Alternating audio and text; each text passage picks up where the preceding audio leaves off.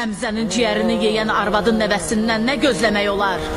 Pak ciyərlər çeynəyənin babasından nə gözləyirsən?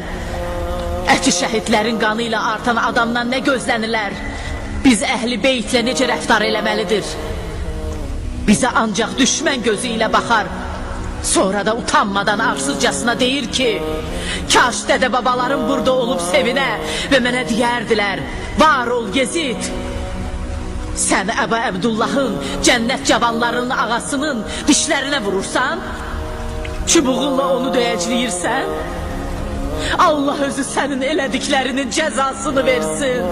Bədrin əvəzini Kərbəlada çıxdıq. And olsun Allaha, çox pis iş gördün. Mühəmmədin nəslini qırmaqla özünə təsəlli verirsən.